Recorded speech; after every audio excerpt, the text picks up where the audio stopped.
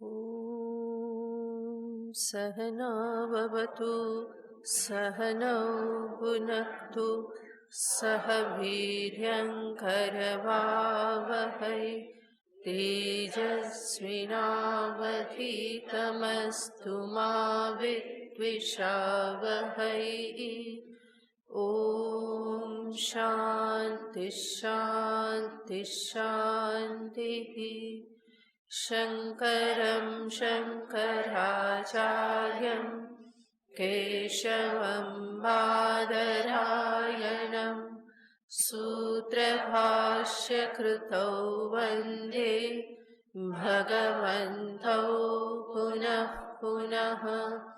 ईश्वरो गुरुरात्मेति मूर्तिभेदविभागिने व्योमवद्व्याप्तदेहाय दक्षिणामूर्तये नमः। ॐ पार्थाय प्रतिबोधितां भगवता नारायणेन स्वयं व्यासेन ग्रथितां पुराणमुनिना मध्ये महाभारतम् अद्वैतामृतवर्षिणीं भगवतीम् अष्टादशाध्यायिनीम् अम्ब त्वामनुसन्दधामि भगवद्गीते भवद्वेषिणी। अर्जुन उवाच ध्यायसि चेत् कर्मणस्ते मता बुद्धिर्जनार्दन तत्किं कर्मणि घोरे मां नियोजयसि केशव। व्यामिश्रेणेव वाक्येन बुद्धिं मोहयसीव मे। तदेकं वद निश्चित्य येन श्रेयोऽहमाप्नुयाम्। श्रीभगवानुवाच लोकेऽस्मिन् द्विविधा निष्ठा पुरा प्रोक्ता मया नघ। ज्ञानयोगेन साङ्ख्यानां कर्मयोगेन योगिनां न कर्मणामनारम्भात् नैष्कर्म्यं पुरुषोऽश्नुते। न च सन्न्यसनादेव सिद्धिं समधिगच्छति। न हि कश्चित् क्षणमपि जातु तिष्ठत्य कर्मकृत्। कार्यते ह्यवशः कर्म सर्वः प्रकृतिजैर्गुणैः। कर्मेन्द्रियाणि संयम्य य आस्ते मनसा स्मरन् इन्द्रियार्थान् विमूढात्मा मिथ्याचारः स उच्यते। ભગવાન શ્રી કૃષ્ણચંદ્ર અર્જુનને કર્મયોગનો ઉપદેશ આપવા માગે છે અને એના અનુસંધાનમાં જ ભગવાન અર્જુનને બતાવી રહ્યા છે કે કેવી રીતે કર્મને છોડી દેવાથી, કર્મત્યાગ કરી દેવાથી મનુષ્ય ખોટા માર્ગે ચડી જાય છે, કલ્યાણથી વિમુખ થઈ જાય છે. યોગ્ય સમજદારીના અભાવમાં એ માની લે છે કે કર્મ છોડવાથી મને શાંતિ મળશે, પરંતુ ભગવાન કહેશે કે કર્મ ત્યાગ એવી રીતે કરવો સંભવ નથી. કર્મ ત્યાગ વિપરીત ફળ આપી બેસે અને એવા કર્મ ત્યાગથી મોક્ષ પણ પ્રાપ્ત થઈ શકતો નથી. કર્મ ત્યાગ એ મોક્ષ માટેનું સાધન નથી. મોક્ષનું સાધન છે જ્ઞાન. જ્ઞાનને માટે સાધન છે શુદ્ધ મન, અને શુદ્ધ મનની પ્રાપ્તિ થાય છે કર્મયોગથી. તો આ રીતે સાધ્ય સાધન લિંક છે. ફરી બોલું, કેવલ કર્મ ત્યાગથી મોક્ષ નથી. મોક્ષનું સાધન છે જ્ઞાન, અને જ્ઞાનનું સાધન છે શુદ્ધ મન, અને શુદ્ધ મન માટેનું સાધન છે કર્મયોગ. અને એટલા માટે ભગવાન ઉપદેશ આપવા માગે છે કે અર્જુન, કર્મ ત્યાગ નહીં પરંતુ કર્મયોગ કર. અને એ કર્મયોગના ઉપદેશને માટે ભગવાને આગળ બતાવ્યું, ખોટી રીતે અપક્વ અવસ્થામાં કર્મ છોડી દેવાથી મનુષ્ય કલ્યાણને પ્રાપ્ત થતો નથી, બલકે એવી વ્યક્તિ મિથ્યાચારી, દંભી બની જાય છે. બહારથી ઇન્દ્રિયોને સમેટીને બેસે અને મનમાં દંપછાડ ચાલતી હોય, જગત વિષયનું ચિંતન જ ચાલતું હોય, તો ભગવાન કહેશે કે આવી રીતે બેસવાથી કોઈ ફાયદો થવાનો નહીં, બલકે ભગવાન કહેશે મિથ્યાચાર સ ઉચ્યતે. એનો આવો વ્યવહાર શું કહેવામાં આવશે? મિથ્યાચાર, યાને દંભથી ભરેલું આચરણ છે. આવી રીતે ભગવાને દર્શાવ્યું. તાત્પર્ય નીકળે છે ભગવાને જે કહ્યું એનું, કે મનુષ્ય કેવલ કર્મ કરે એ પણ યોગ્ય નથી, કર્મ ત્યાગ કરી દે એ પણ યોગ્ય નથી, પરંતુ કરવાનું છે કર્મયોગ. મનમાં કામનાઓ રાખી અને કર્મ કરવું એ યોગ્ય નથી. કર્મ ત્યાગી દેવા, મનમાં કામના હોવા છતાં કર્મ ત્યાગી દેવા એ પણ યોગ્ય નથી. એનો અર્થ કામના સહિતનું કર્મ અને કામના સહિતનો કર્મ ત્યાગ, આ બંને યોગ્ય નથી. કામના સહિતનું કર્મ સંસારની જ પ્રાપ્તિ કરાવે છે. વધારે ને વધારે સંસાર બંધનને દ્રઢ કરનારું છે. કર્મણા બધ્યતે જંતુઃ.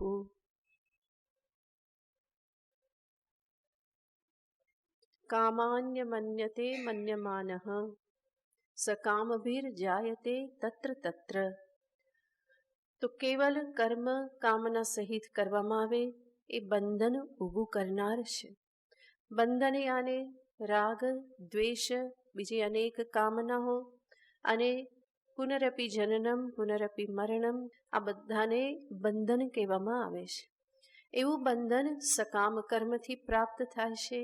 માટે મનમાં કામના રાખી અને કર્મ કરવું યોગ્ય નહીં. કોઈ કહે કે હું કર્મ છોડી દઉં, તો ભગવાનનું કહેવાનું છે કે મનમાં કામના રાખી અને બાહ્ય રીતે કર્મ છોડી દેવું એ પણ યોગ્ય નથી. એ તો મિથ્યાચાર કહેવાશે. માટે એને પણ આવકાર્ય ગણાય નહીં. તો કરવું શું? ભગવાન કહેશે, મનમાં કામના હોય તો કર્મને એવી રીતે કરતા શીખો કે જેથી કરીને એ જ કર્મ કામનાઓને ક્ષીણ કરવાનું સાધન બની જાય. એવી રીતે કર્મ કરો કે કર્મ કામના ક્ષીણ કરવાનું સાધન બની જાય. અને આવી રીતે કર્મ કરવા એને જ ભગવાન શ્રી કૃષ્ણચંદ્ર કર્મયોગ શબ્દથી કહે છે. એ જ કર્મ કરવાની કળા છે કે જેના થકી કામનાઓ શિથિલ થાય છે, અંતઃકરણ શુદ્ધ થાય છે. કૃતિમહો દધૌ પતન કારણમ ફલમ શાશ્વતમ ગતિ નિરોધકમ. કર્મને બંધનકારી બતાવ્યું. આગળના શ્લોકમાં કહેશે ઈશ્વરાર્પિતમ નેચ્છયાકૃતમ ચિત્તશોધકમ મુક્તિ સાધકમ. રમણ મહર્ષિજી કર્મના સંદર્ભમાં જ કહેશે સમજદારી વગરનું કામના સહિતનું કર્મ કૃતિમહોદધૌ પતન કારણમ, એ સંસાર સાગરમાં પતન માટેનું કારણ છે. અને આગળ મહર્ષિજી કહેશે ઈશ્વરાર્પિતમ નેચ્છયાકૃતમ, ઈશ્વરાર્પણ ભાવનાથી કરેલું કર્મ ચિત્ત શોધકમ, ચિત્તની શુદ્ધિ કરનારું છે, કામનાઓને ક્ષીણ કરનારું છે. ચિત્ત શોધકમ મુક્તિ સાધકમ, મોક્ષ માટેનું સાધન બની રહેશે અંતરને શુદ્ધ કરીને. આ રીતે કર્મની મહિમા હોવાથી, કર્મયોગની મહિમા હોવાથી ભગવાન આગળના શ્લોકમાં એવા કર્મયોગનું નિરૂપણ કરીને કહેશે કે આવો મનુષ્ય બીજા બધા મનુષ્યથી કંઈક વિશેષ છે, જે પોતાના જીવનમાં કર્મયોગનું અનુષ્ઠાન કરે છે.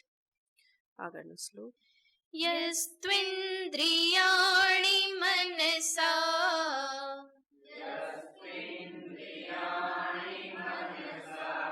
નિયમ્યારભતેર્જુન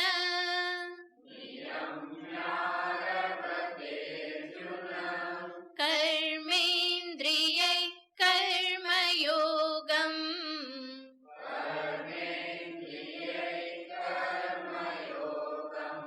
અસક્તસ્સ વિશિષ્યતે.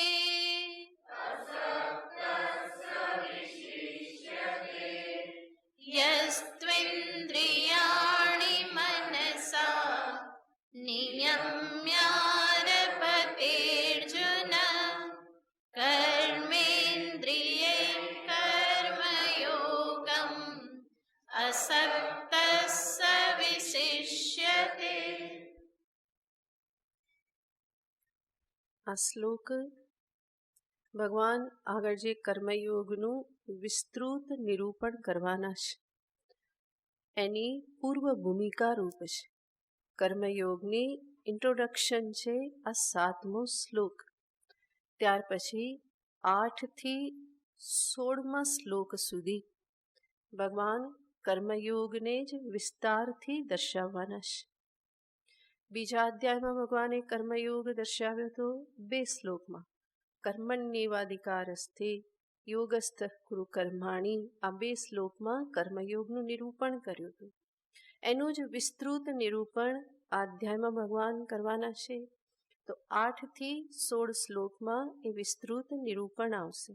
એની પૂર્વ ભૂમિકા ભગવાન આ 7મા શ્લોકમાં આપે છે અને કર્મયોગીની પ્રશંસા કરે છે કે જેથી કરીને આગળ જે કર્મયોગનું નિરૂપણ ભગવાન કરવાના છે એ કર્મયોગને જીવનમાં અપનાવવા માટે શ્રોતા સાધક પ્રવૃત્ત થાય. આગળના 6ઠ્ઠા શ્લોકમાં ભગવાને કહ્યું હતું કે જે ઇન્દ્રિયોને બાહ્ય રીતે સમેટીને બેસી જાય અને મનથી અનેક પ્રકારે વિષય ચિંતન કરતો રહે તો એને મિથ્યાચારી કહેવાય. અહીંયા ભગવાન એનાથી જે ઉલટું છે એ સ્થિતિને દર્શાવીને કહેશે યહ તું શબ્દ જ્યારે વાપરવામાં આવે, પહેલાં જે નિરૂપણ કર્યું હોય એનાથી વિપરીત, એનાથી અલગ કંઈક દર્શાવવાનું હોય તો તું શબ્દનો પ્રયોગ થાય. ભગવાન કહેશે યહ તું ઇન્દ્રિયાણી મનસા નિયમ્ય, જે ઇન્દ્રિયનું મનથી નિયમન કરી અને કર્મેન્દ્રિયૈ કર્મયોગમ આરભતે, કર્મેન્દ્રિયથી હાથ પગ આ બધી જે કર્મેન્દ્રિય જે છે એ કર્મેન્દ્રિયથી જે શું કરે છે તો કે કર્મયોગ આરભતે. જ્ઞાનેન્દ્રિયોનું મનથી નિયમન કરી કર્મેન્દ્રિય વડે જે કર્મયોગનો આરંભ કરે છે. અને એ કર્મયોગ એ કેવી રીતે કરે છે? અસક્ત, આસક્તિ રાખ્યા વગર. સ વિશિષ્યતે, ભગવાન કહેશે કે એવો મનુષ્ય વિશિષ્યતે, બીજા બધા કરતાં કંઈક વિશેષ છે, અલગ છે, જે પોતાના જ કર્મને પોતાના કલ્યાણનું સાધન બનાવી અને જીવનમાં આગળ વધી રહેલો છે. આગળના શ્લોકમાં ઉલટી સ્થિતિ હતી. કર્મેન્દ્રિયોને બાંધીને બેસી જાય છે અને મનથી ચિંતન કરે છે. ભગવાન અહીંયા કહેશે કે મનથી જ્ઞાનેન્દ્રિયનું નિયમન કરી અને કર્મેન્દ્રિય વડે જે શું કરે છે તો કે કર્મ કરે છે. ભગવાને કર્મેન્દ્રિય આપણને સારા કર્મ કરવા માટે આપેલી છે. જ્ઞાનેન્દ્રિય જ્ઞાન પ્રાપ્ત કરવા માટે છે. કેવલ ભોગને માટે કોઈ પણ ઇન્દ્રિય છે નહીં. જ્ઞાનેન્દ્રિયથી જેટલું ગ્રહણ કરે એટલું જ કર્મેન્દ્રિયથી વ્યક્તિએ સમાજને પાછું આપવું જોઈએ. હમણાં આપણે જોયું સમજ વગરનું કર્મ અને સમજ વગરનો કર્મ ત્યાગ, આ બંને સમસ્યારૂપ છે અને સર્વ સમસ્યાનું સમાધાન કેવળ કર્મયોગમાં છે. જે સમસ્યા કર્મ કરવામાં રહે છે, જે સમસ્યા કર્મ ત્યાગમાં છે, એ સર્વ સમસ્યાનું નિવારણ શેમાં થઈ જાય છે કે કર્મયોગમાં થઈ જાય છે. કેવલ કર્મ કરવામાં હમણાં જોયું બંધન ઉત્પન્ન થાય છે, એ કર્મની સમસ્યા છે. કેવલ કર્મ ત્યાગ કરવામાં કેવલ સપ્રેશન છે, અંદર તો કામનાઓ છે અને બહારથી બાંધીને બેસે તો એ એક પ્રકારનો દબાવ છે, એ પણ સમસ્યા છે. કર્મયોગ આ બંને સમસ્યાને હલ કરી દેશે, જેમાં સપ્રેશન પણ નથી અને બંધન પણ દ્રઢ થતું નથી, બલ્કિ શિથિલ થાય છે. તો એવું જે સાધન જે છે એને કર્મયોગ કહેવામાં આવે છે. અને આ કર્મયોગ એટલે શું છે? કર્મ અને કર્મફળ પ્રત્યેનો યથાર્થ અભિગમ, એટીટ્યુડ, એ છે કર્મયોગ. કર્મ અને કર્મફળ પ્રત્યેનો યથાર્થ અભિગમ રાખી અને કર્મ કરવું એને કહેવાય છે કર્મયોગ. અને આ અભિગમ યાને કયો અભિગમ છે?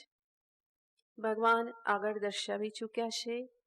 કર્મણ્યેવાધિકારસ્તે મા ફલેષુ કદાચન મા કર્મ ફલ હેતુર્ભુઃ માતે સંગોસ્ત્વ કર્મણી.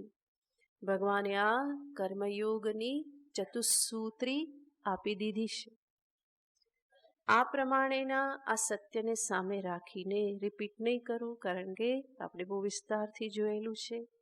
તો કર્મયોગની એ ચતુસ્સૂત્રી છે અને તાત્પર્ય નીકળું યોગસ્થ ગુરુ કર્માણી સંગમ ત્યક્ત્વા ધનંજય. તો એને જ ભગવાન અહીંયા દર્શાવી રહ્યા છે. અસક્ત, આસક્તિ રાખ્યા વગર. કોની આસક્તિ? કર્મફળ પ્રત્યે આસક્તિ રાખ્યા વગર ભગવાન કહેશે કે કર્મ કરવાનું છે. કર્મયોગને યોગ્ય રીતે સમજવા માટે આપણે ફરી ફરીને કર્મ અને કર્મ ત્યાગને સામે લાવીએ છીએ.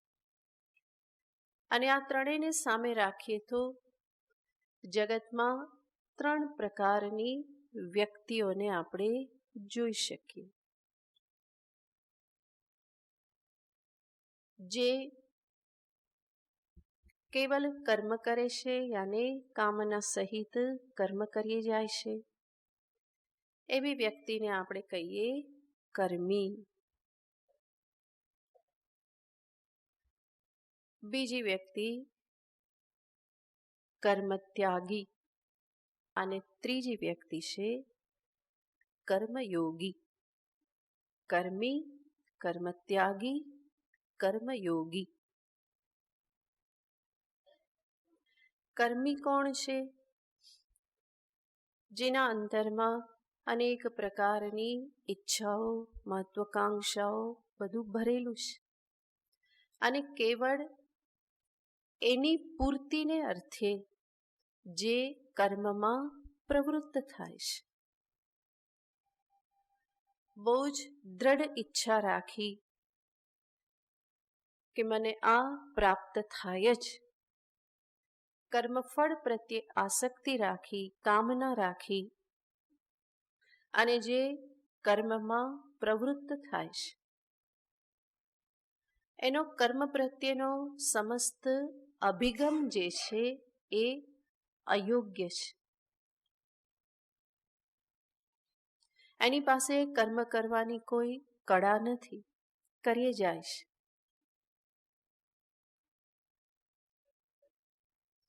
અને એટલા માટે જ એનું કર્મ એના માટે બંધનરૂપ બને છે. કર્મ કરે, સફળ થાય તો અભિમાન, ન થાય તો ડિપ્રેશન. તો આ બંને સમસ્યા છે. તો કર્મની પરિણતિ આવે છે સમસ્યા.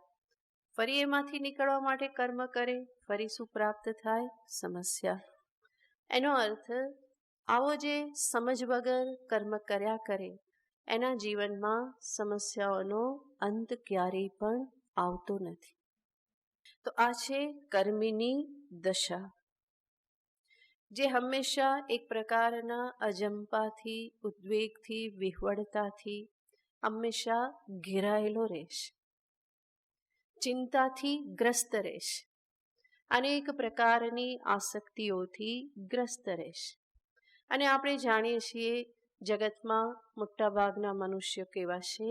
આ પ્રકારના જ છે. બીજા મનુષ્ય છે જેને આપણે કહીએ કર્મત્યાગી. જેના અંતરમાં પણ ઈચ્છાઓ તો છે જ, પરંતુ ઈચ્છાને દબાવી રાખે છે. અને નહીં તો હંમેશા ઈચ્છા રાખે છે કે મારી ઈચ્છાને માટે બીજા લોકો કર્મ કરે અને મારી ઈચ્છા પૂર્તિ કરી દે. એનો અર્થ જે આળસુ છે, પ્રમાદી છે.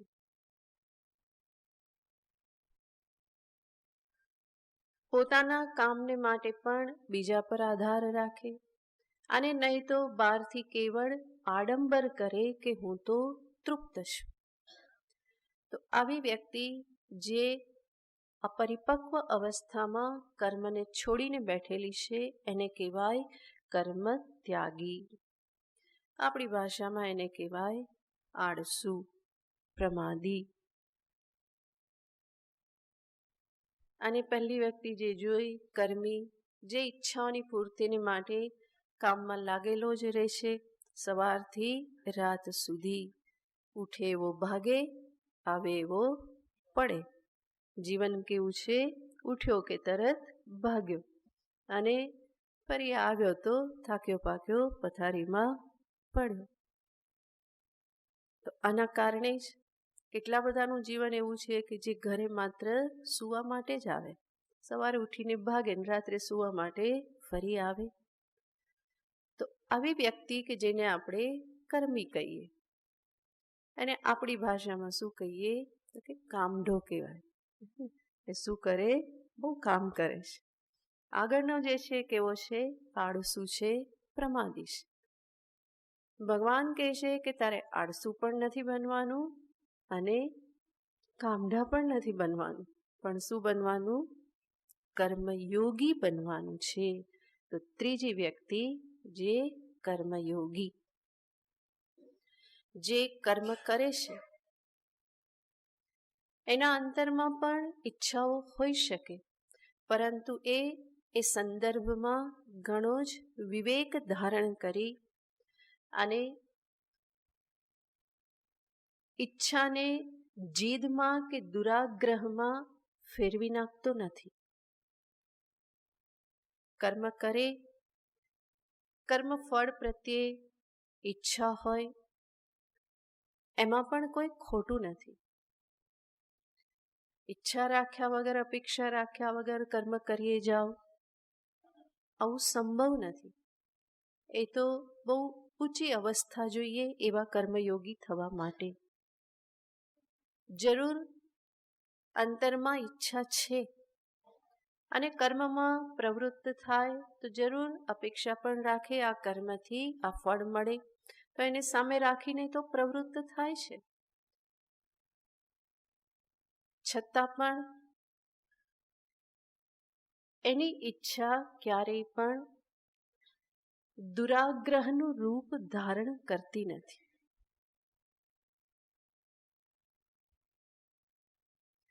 કર્મ કર્યું, ઈચ્છા પૂર્ણ થઈ, સફળતા મળી, બહુ સરસ, ભગવાનની કૃપા. ના મળી, ભગવાનની કૃપા, ફરી પ્રયત્ન કરો, સારી રીતે મળી જશે. અનેક વાર પ્રયત્ન કરવા છતાં પણ ના મળ્યું તો પછી વિચારે કે ભગવાનની ઈચ્છા, છોડી દો, હવે આ બાજુ દોડવાનો કોઈ અર્થ નથી. તો કર્મયોગી કર્મ કરે છે, એને પણ અંતરમાં ઈચ્છા હોઈ શકે, છતાં પણ એ કર્મ જે કરે છે એક યોગ્ય અભિગમ સાથે કરે છે, યોગ્ય સમજદારી સાથે કરે છે. અને એના કારણે એ પોતાના મનમાં અજંપો ધારણ કરતો નથી. એ પોતાના અંતરમાં સમત્વને જાળવી રાખી શકે છે. ઈચ્છાઓનો ગુલામ બનીને જીવતો નથી, પરંતુ ઈચ્છાઓને એ મેનેજ કરતા શીખી જાય છે. કઈ રાખવી, કોને છોડી દેવી, રાખેલી પણ ક્યાં સુધી પકડી રાખવી, ક્યારે છોડી દેવી, આ બધો વિવેક એ જાણે છે. અને એટલા માટે એનું મન ઉદ્વેગ ધારણ કરતું નથી, બલ્કિ સમત્વને જાળવી રાખે છે, સમાહિત બની રહેશે. અને આવી રીતે કરતા કરતા જ એના અંતરની કામનાઓ ક્ષીણ થવા લાગે છે. અને એ જ છે અંતઃકરણની શુદ્ધિ. અને જેમ જેમ અંતર શુદ્ધ થાય, કામના ક્ષીણ થાય, કામના ક્ષીણ થાય, અંતર શુદ્ધ થાય, આ બંને પરસ્પરના પૂરક બની રહેશે. અને આવી રીતે કર્મયોગી કર્મ કરી અને આત્મકલ્યાણના માર્ગે આગળ વધે છે.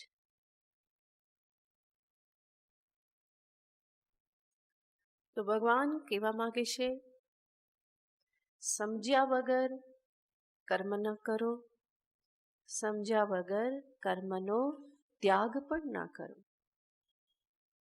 પરંતુ કર્મયોગી બની રહો કર્મને જીવનમાં સ્થાન આપો. કર્મ કે પ્રવૃત્તિ સ્વયં કોઈ દોષરૂપ નથી. જે પણ દોષ કે સમસ્યા આવે છે એ પોતાની ગેરસમજણ કે પોતાના જ ખોટા અભિગમોના કારણે આવે છે. અને ભગવાન એને સુધારવા માટે સર્વપ્રથમ કહે છે. તો કર્મયોગનું વિધાન તો કરે જ છે. અને એવા કર્મયોગીને દર્શાવતા જ ભગવાને અહીંયા કહ્યું, યહ તુ ઇન્દ્રિયાણી સંયમ્ય જ્ઞાનેન્દ્રિયાણી સંયમ્ય. જ્ઞાનથી જે વિષય ભોગ જે થતો રહેશે અને એ ભોગને માટે જ અંદરથી ઈચ્છાઓ ઉત્પન્ન થતી રહેશે, તો ભગવાન કહેશે એ જ્ઞાનેન્દ્રિયનું સંયમન કરીને. કેવી રીતે? મનસા, મનથી બરાબર વિવેક વિચાર કરીને. કોઈ ખોટા દબાણથી નહીં. આંખો દબાવીને બંધ કરી દેવી, કાનમાં પૂમડા નાખી દે, આવી રીતે જ્ઞાનેન્દ્રિયનો સંયમ નહીં, પરંતુ વિવેક સાથે મનમાં એક સાચી સમજ ઉત્પન્ન કરી અને જે મનથી જ્ઞાનેન્દ્રિયનો સંયમ કરે છે અને કર્મેન્દ્રિય વડે કર્મયોગમ આરભતે, કર્મયોગ કરે છે. અસક્ત સન સવિશિષ્યતે. આવા કર્મયોગીને માટે ભગવાને આ શ્લોકમાં મુખ્ય બે બાબત દર્શાવી. પહેલી બાબત છે ઇન્દ્રિય સંયમ. બીજી બાબત છે અનાસક્તિ. અસક્ત ભગવાનેજી કહ્યું.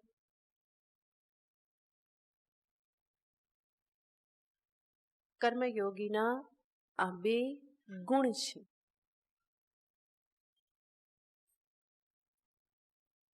સર્વપ્રથમ કહ્યું ઇન્દ્રિય સંયમ. જ્યારે જીવન પ્રવૃત્તિ પ્રધાન હોય, સમાજની વચ્ચે જ રહેવાનું હોય, અનેક પ્રકારના લોકોની વચ્ચે રહેવાનું હોય, કે જેમાં ફરી મોટા ભાગના લોકો હમણાં આપણે જોયું એ પ્રમાણે એ કર્મી છે, અનેક પ્રકારની કામનાઓથી ગ્રસ્ત છે, ઈચ્છાઓથી ગ્રસ્ત છે, ભોગ પ્રધાન જીવન જીવે છે. આ બધા લોકોની વચ્ચે જ્યારે કર્મયોગીએ રહેવાનું હોય તો એના માટે પોતાના તરફથી ઇન્દ્રિય સંયમ એ બહુ જ મહત્વની બાબત બની રહેશે. કારણ કે સંગનો પ્રભાવ બહુ જ મહાન હોય છે. જેવા સંગમાં રહો એવી મનમાં ઈચ્છાઓ ઉત્પન્ન થાય. સંસ્કાર તો જન્મોજન્મના પડેલા છે, એને એક ઉદ્દીપક મળવું જોઈએ. તો સંગ જે છે એ બહુ જ મોટું ઉદ્દીપક છે. સારો સંગ સાચા સંસ્કારને જગાડે, ખરાબ સંગ ખોટા સંસ્કારને જગાડે.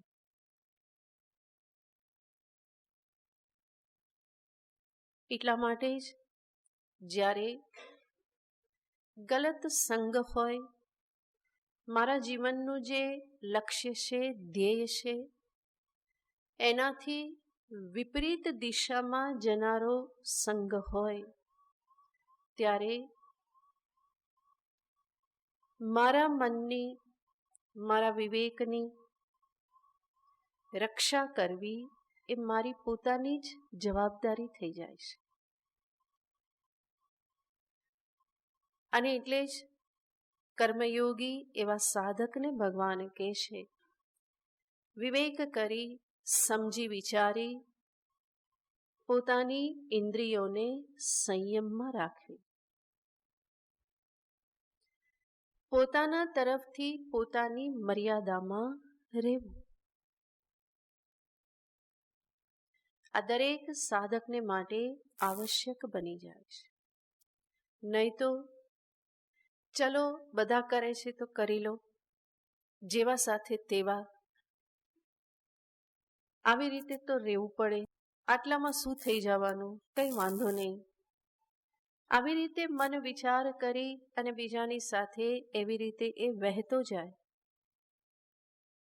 તો એ પોતાના લક્ષ્યથી દૂર થતો જાય છે. બલકી એ બધાની વચ્ચે પણ મારી આજુબાજુ એક કવચ હંમેશા બનાવીને રાખવું રહ્યું, જેથી કરીને આવી બધી વૃત્તિઓથી મારી રક્ષા થાય.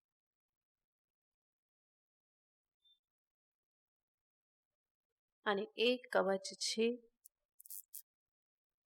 પોતાના તરફથી સંયમ ધારણ કરવો. આવા સંયમમાંથી જ સ્વાતંત્ર્ય સુધી પહોંચી શકાય છે. ઘણી વખત મનુષ્ય પોતાની સ્વચ્છંદતાને, ઉચ્છૃંખલતાને સ્વાતંત્ર્ય માની લેતો હોય છે, પરંતુ એ વાસ્તવિક સ્વાતંત્ર્ય નથી. એમાં પોતાની ઇન્દ્રિયોની, મનની ગુલામી જ છે. જેને એ સ્વાતંત્ર્ય કહેશે એમાં એ વાસ્તવમાં ગુલામ રૂપે જ રહેશે. તો સ્વચ્છંદતા, ઉચ્છૃંખલતા, બધા નીતિ નિયમો, મર્યાદાઓને તોડીને જીવવું એ કોઈ સ્વાતંત્ર્ય નથી. સાચું સ્વાતંત્ર્ય સંયમના માર્ગથી પ્રાપ્ત થાય છે. સ્વચ્છંદ વ્યક્તિએ પહેલા સંયમી બનવું પડે અને સંયમમાંથી જ અંતે સ્વતંત્ર થવાય. સંયમી પછી જ સ્વતંત્ર થવાય. સ્વચ્છંદતામાંથી કોઈ સ્વાતંત્ર્યમાં જતું નથી. સ્વચ્છંદ વ્યક્તિએ પહેલા સંયમી બનવું પડે અને એ જ અંતે પરમ સ્વાતંત્ર્યને ઉપલબ્ધ કરે.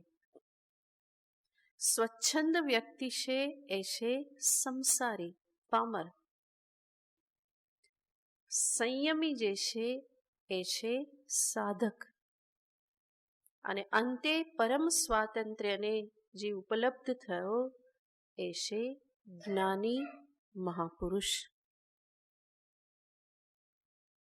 સંસારી, સાધક, સિદ્ધ. તો ભગવાન કહેશે કર્મયોગીએ હંમેશા સંયમનું રક્ષા કવચ હંમેશા ધારણ કરી રાખવું. પોતાના સિદ્ધાંતો, પોતાની મર્યાદાઓ, પોતાના ધર્મ, આ બધાને હંમેશા આદર આપવો. સિદ્ધાંત ધારણ કરે અને થોડી વારમાં છોડી દે, નિયમ ગ્રહણ કરે અને છોડી દે, એવી રીતે નહીં. પોતાના જીવનમાં કેટલાક સિદ્ધાંતો, કેટલાક નિયમો, મર્યાદાઓને હંમેશા સ્થાન આપવું જોઈએ.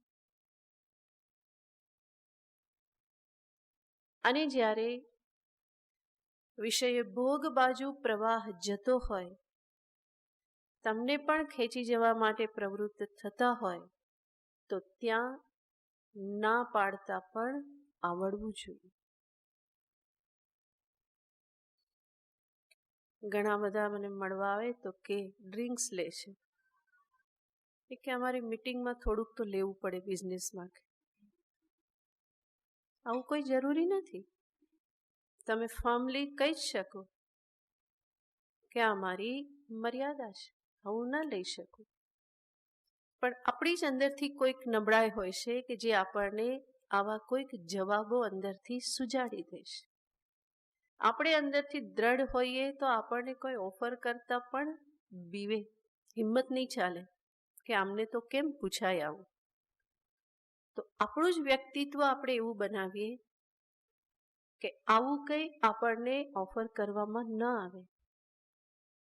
ખોટા વિષય તરફ જ્યારે જતા હોય, ભોગ તરફ, તો આપણે દ્રઢતાથી ના પાડીને ઊભા રહી શકીએ. અને એક વખત ના પાડીએ, 2 વખત ના પાડીએ, ત્રીજી વખત કોઈ પૂછવાનું નથી. એ અંદરથી સમજી જ જાય કે આને કહે તો આ તો ના જ પાડવાનું, નકામું પૂછવું ને. તો અંદરથી હિંમત હોવી જોઈએ. અને આને જ કહેવાય રક્ષા કવચ. અને એ એના મૂળમાં રહેલ છે ઇન્દ્રિયનો સંયમ. બીજી વસ્તુ ભગવાન કર્મયોગી માટે કહેશે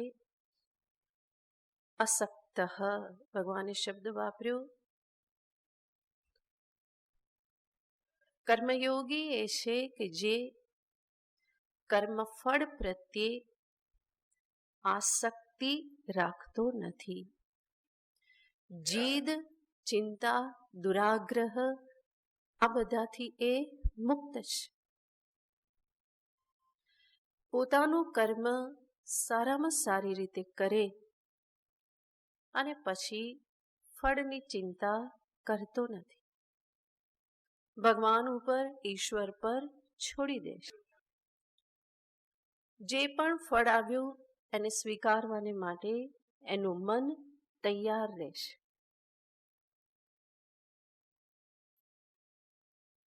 तेरे फूलों से भी प्यार, तेरे कांटों से भी प्यार, राजी है हम उसी में जिसमें तेरी रजा हो. આ કર્મયોગીનો અભિગમ છે. કર્મ સારામાં સારી રીતે કરે અને કર્યા પછી ઈશ્વરની ઉપર છોડી દે. કર્મયોગી જાણે છે જે ફળ પ્રાપ્ત થયું એને હું બદલી શકવાનું નથી. કર્મફળના સિદ્ધાંતના આધારે ફળ પ્રાપ્ત થાય છે. જે પ્રાપ્ત થયું એ પરિસ્થિતિને હું બદલી શકવાનું નથી. અને તો પછી એના માટે ચિંતા શું કરવી? ફરી પ્રયત્ન કરું, જે સામે રાખ્યું તું પ્રયોજન એ સિદ્ધ થઈ પણ જાય. પણ અત્યારે એના માટે રોકકડ કરવા જેવું કર્મયોગીને કંઈ લાગતું નથી. જે પણ આવ્યું એનો એ સ્વીકાર કરી લેશે. કર્મયોગ એ એવું સાધન છે કે જે મારામાં સ્વીકાર બુદ્ધિ વધારે છે. અને જેટલી સ્વીકાર બુદ્ધિ વધી એટલું મન ફરિયાદોથી મુક્ત રહેશે. અને જેટલું મન ફરિયાદોથી મુક્ત રહે એટલું જ મન પ્રસન્ન રહેશે, ખુશ રહેશે.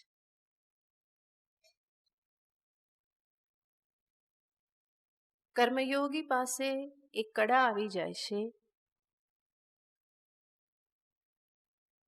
કે બંધન ઊભા કરનાર કર્મને એ મુક્તિનું સાધન બનાવી દેશે. જાણે કે કર્મના સ્વભાવને જ એ બદલી નાખે છે. અને કર્મના સ્વભાવને કેવી રીતે બદલે છે? પોતાનો અભિગમ બદલીને, સમજદારી બદલીને.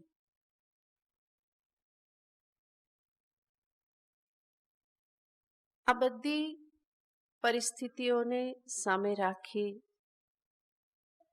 તો આપણને બહુ સહજતાથી સમજાય કે જીવનમાં કર્મયોગનું કેટલું મહત્વનું સ્થાન છે. કર્મયોગના જ આ બધા જુદા જુદા પાસા છે જેને આપણે હમણાં જોયું.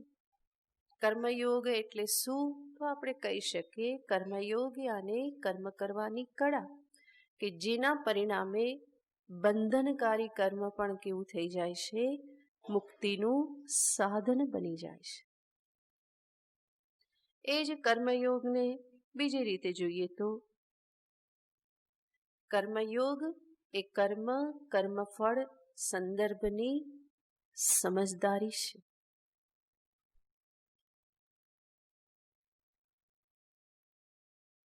કર્મયોગ એ મારા રાગ, દ્વેષ, કામનાઓ, અહંકાર, આ બધા દોષોને ક્ષીણ કરનાર છે.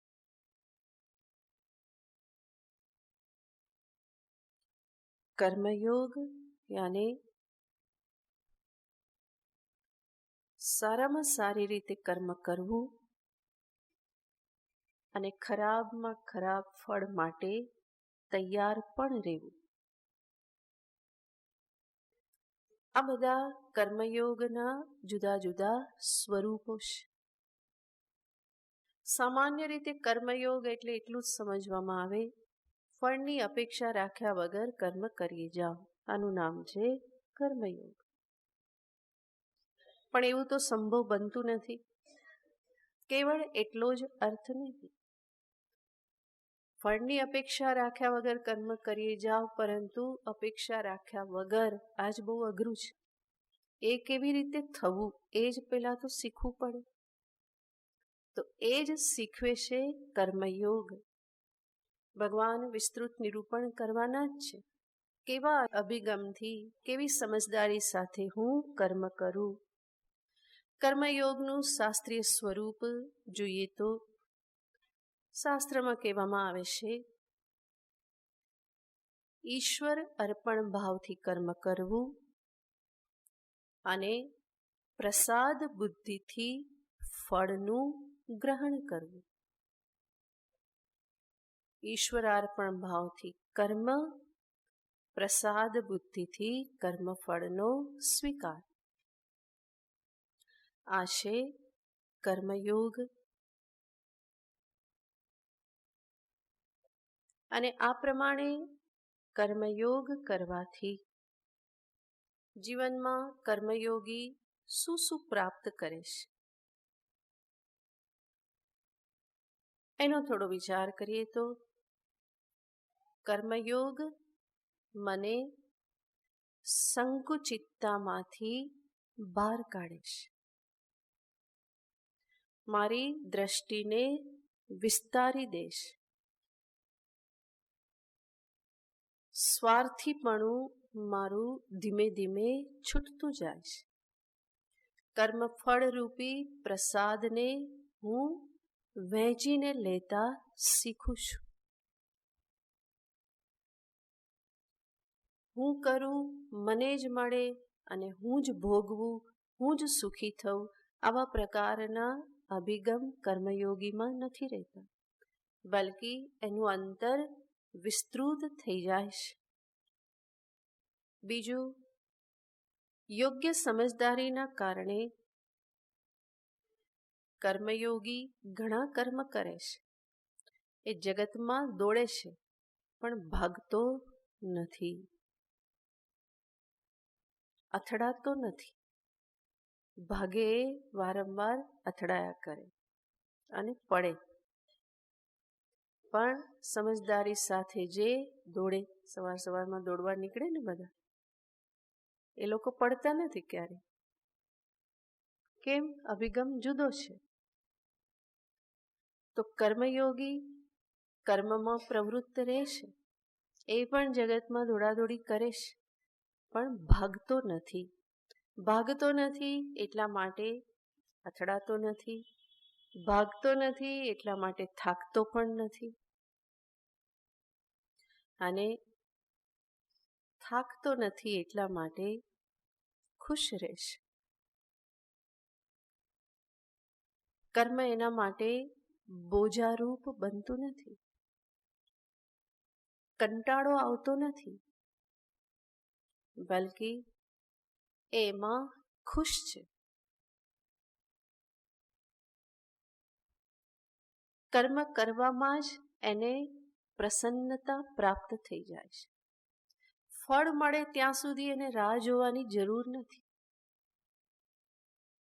કર્મી જે છે એ કર્મ પૂરું કરે, થાકી હારી જાય અને પછી રાહ શેની જોઈને બેસે? ફળ મળે ત્યારે ખુશ થવું. જ્યારે કર્મયોગી જે છે એના માટે કર્મ કરવામાં જ પ્રસન્નતા છે. ફળ મળે ત્યાં સુધી એને રાહ જોવાની જરૂર નથી. એ બહુ આનંદથી પ્રસન્નતાથી કર્મ કરે છે. અને એટલા માટે એ પ્રવૃત્તિમય હોવા છતાં એની પ્રવૃત્તિમાં, એની દોડમાં એક તાલબદ્ધતા છે, એક લય હંમેશા પ્રગટ થાય છે. જેમ હમણાં આપણે જોયું, જે સવારે દોડતા હોય એમના દોડવામાં શું હોય? એક લય હોય, તાલબદ્ધતા હોય. અને જે ભાગતો હોય એ કંઈ ખબર ના પડે. તો કર્મયોગીના કર્મમાં, એની પ્રવૃત્તિમાં એક લય છે, તાલબદ્ધતા છે. એટલું જ નહીં, યોગ્ય સમજદારીના કારણે એનું મન શાંત, સમાહિત રહેશે, પ્રસન્ન રહેશે. સમષ્ટિની સાથે એક થઈને રહેવામાં એને આનંદ મળે છે. સ્વાર્થી આવો આનંદ ક્યારેય પ્રાપ્ત કરી શકતો નથી. આ નિર્મળ આનંદ છે કે જ્યાં એ બીજા અનેકને સામે રાખીને કર્મ કરે છે. અને ત્યારે કર્મ સ્વયં પણ દીપી ઉઠે છે. સમષ્ટિને સામે રાખી બહુજન હિતાય, બહુજન સુખાય કર્મ કરે, એને કર્મમાં જ અનેરો આનંદ મળે છે. એનું કર્મ પણ દીપી ઉઠે છે. આપણી વચ્ચે ગોવિંદભાઈ બેઠા છે, આવા કામ કરનારા. તમે સાંભળ્યું હતું ને, કેટલા બધા કામ કરે છે, સમાજ સેવા, કેટલા બધા લોકોને ઉપયોગી થાય છે. અને એ જ જાણી શકે કે આ કામ કરવામાં કેવો આનંદ છે, કેટલું અંદરથી તૃપ્તિ મળે, સંતોષ મળે. કેટલા બધા કાર્યો કરે છે, કેટલા બધાને ઉપયોગી થાય છે. તો આ કર્મયોગીનું જીવન છે કે જ્યાં એ સમાજને માટે બહુજન હિતાય, બહુજન સુખાય, જેના જીવનનો મોટા ભાગનો સમય એવા કાર્યો પાછળ જાય છે. અને એને કોણ દુઃખી કરી શકે? જે આટલું બધું નિસ્વાર્થ કાર્ય કરે, અનેકને સામે રાખીને કરે. એટલું જ નહીં, જ્યારે કર્મયોગી આવું કર્મ કરતો હોય એ અંતરથી ઈશ્વરને સમર્પિત જ હોય છે. એ જાણતો હોય કે વાસ્તવમાં આટલું બધું હું પોતે કરી જ શકું નહીં. આ તો કોઈક હાથ છે કે જે મને નિમિત્ત બનાવી અને આ બધું કરી રહેલ છે. અને ઈશ્વરના હાથનું સાધન બનવું, એમાં પણ એક અનેરો આનંદ છે. ઈશ્વર જે કરવા માગે છે એના માટે મને નિમિત્ત બનાવે, ભગવાન મને પસંદ કરે, તો એના જેવું વધારે મોટું સદભાગ્ય કયું હોઈ શકે? તો કર્મયોગીને આ બધી વસ્તુઓ આનંદ આપે છે. સ્થૂળ ભોગ કે સ્થૂળ ઉપલબ્ધિ કરતા પણ આ બધી વસ્તુઓ એને આનંદ આપે છે. અને આવો કર્મયોગી ધીમે ધીમે ધીમે ધીમે ઈશ્વરને અંતરથી વધારે ને વધારે સમર્પિત થતો જાય છે. જેટલો ઈશ્વરને સમર્પિત થાય એટલા જ એના રાગ, દ્વેષ, અભિમાન આ બધું ક્ષીણ થતું જાય છે. અંતર નિર્મળ થતું જાય છે. અને એવા નિર્મળ અંતઃકરણમાં સત્યનું જ્ઞાન પ્રગટ થતા પછી વાર લાગતી નથી.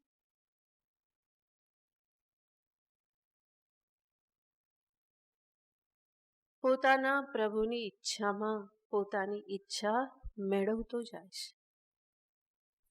અને જેટલી ઈશ્વર ઈચ્છામાં પોતાની ઈચ્છાએ મેળવતો જાય, એટલું જ એનું વ્યક્તિત્વ ઈશ્વરમાં જ પીગળતું જાય છે, ઈશ્વરમાં વિલીન થતું જાય છે. મિથ્યા અભિમાન, મિથ્યા અહમ આ બધું કર્મયોગ છોડાવી દેશે. બહુ મહાન સાધન છે. ભગવાને કર્મ શક્તિ જે આપેલી છે બહુ જ મહાન સાધન છે. એની ઉપેક્ષા નહીં કરવી જોઈએ. પોતાના કર્મને સારામાં સારી રીતે કરો. તમે જે પણ કર્મ કરો છો, ઘરમાં કરો, ઓફિસમાં કરો, જે પણ કર્મ કરો છો, સારામાં સારી રીતે કરો. નીતિ સાથે, પ્રામાણિકતા સાથે કરો. કર્મયોગનો પ્રારંભ ત્યાંથી થાય છે. હું નીતિ સાથે કરું, પ્રામાણિકતા સાથે કરું. ધર્મ પાલનથી કર્મયોગનો પ્રારંભ થાય છે. અને ધીમે ધીમે આગળ વધી જે પણ કર્મ હું પોતાના માટે, પરિવારના માટે કરું છું, અને એના કર્મ થકી જે ફળ સ્વરૂપે મને પ્રાપ્ત થાય છે, એમાંથી હું થોડું સમાજની વચ્ચે વહેંચતા શીખું. જે પણ હું કમાઉં, જે પણ મેળવું છું, સમાજની વચ્ચે થોડું વહેંચતા શીખું. એનાથી પણ આગળ જે પોતાના પરિવારના માટે હું કર્મ કરું છું, એ સિવાય પણ મારા જીવનનો કેટલોક સમય હું એવા કર્મને માટે આપું કે જ્યાં દ્રષ્ટિમાં હું કે મારો પરિવાર ન હોય, પરંતુ એવા લોકો હોય કે જેને આવશ્યકતા છે. જીવનનો થોડો સમય હું એવા કર્મ પાછળ આપું. સેવા કરું. સમાજમાં લોકોની સેવા કરું. જે કર્મ કરી અને મને પોતાને મારો કોઈ સ્વાર્થ પૂર્ણ કરવાની ઈચ્છા, અપેક્ષા ન હોય. તો આવી રીતે કર્મયોગી ધીમે ધીમે એક પછી એક કક્ષા આગળ વધતો જાય છે. અંતે એ એવી સ્થિતિને પ્રાપ્ત કરે છે કે એનું અંતર ઘણે બધે અંશે નિષ્કામ થાય છે. અને ત્યારે ભગવાન જે કહેશે, કર્મણ્યેવાધિકારસ્તે મા ફલેષુ કદાચન, ફળમાં અધિકાર નથી. ત્યારે એ બહુ જ સ્પષ્ટ રૂપે સમજાવવા લાગે. શાસ્ત્રમાં કર્મયોગ યાને નિષ્કામ કર્મને જ કર્મયોગ કહેવામાં આવે છે. આપણે તો એની પહેલાની બધી અવસ્થાઓ જોઈએ છે. ધર્મ પાલન કરવું, પોતાના કર્મને સારામાં સારી રીતે કરવું, આ બધું કેજી કે પછી ફર્સ્ટ સ્ટાન્ડર્ડ, સેકન્ડ સ્ટાન્ડર્ડ એવો આ કર્મયોગ છે. અંતે કર્મયોગ અને નિષ્કામ કર્મયોગ છે. અને એ નિષ્કામતા જ અંતરની શુદ્ધિ છે. એ નિષ્કામતા એ જ વૈરાગ્ય છે. અને એવા નિષ્કામ વૈરાગ્યયુક્ત અંતઃકરણમાં જ સાચી જિજ્ઞાસા ઉત્પન્ન થાય છે. અને એવો જિજ્ઞાસુ જ અંતે પરમ સ્વાતંત્ર્ય, પરમ આનંદ, જીવન મુક્તિ અવસ્થાને પ્રાપ્ત કરે છે જ્ઞાન થકી. તો આવી રીતે કર્મયોગનો મહિમા હોવાથી ભગવાન આગળના શ્લોકમાં અર્જુનને કહેશે કે હે અર્જુન, માટે કુરુ કર્મત્વમ, માટે તું શું કર? કર્મ કર. ભગવાન સ્પષ્ટ શબ્દોમાં કહેશે, નથી કહેતા એવું નહીં. અનેક વખત ભગવાને કહ્યું, પરંતુ અર્જુનને વિચારાને સમજાતું નથી. એ અંદર જતું નથી, કારણ કે બીજું કંઈક સાંભળવાની ઈચ્છા છે ને, એટલા માટે. તો ભગવાન સ્પષ્ટ શબ્દમાં આગળ કહેશે કે અર્જુન, કર્મની ઉપેક્ષા નહીં થવી જોઈએ. યુદ્ધરૂપી કર્મ તારું કર્તવ્ય છે. અને એ કર્તવ્ય કર્મને તારે સારામાં સારી રીતે કરવાનું છે. ફળની ચિંતા ના કર. એ મારું ડિપાર્ટમેન્ટ છે. તારું ડિપાર્ટમેન્ટ શું છે?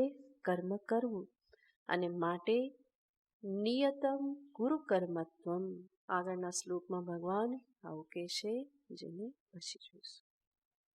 ઓમ પૂર્ણમદ પૂર્ણમિધમ પૂર્ણાત પૂર્ણમુદચ્યતે પૂર્ણસ્ય પૂર્ણમાદાય પૂર્ણમેવાવશિષ્યતે.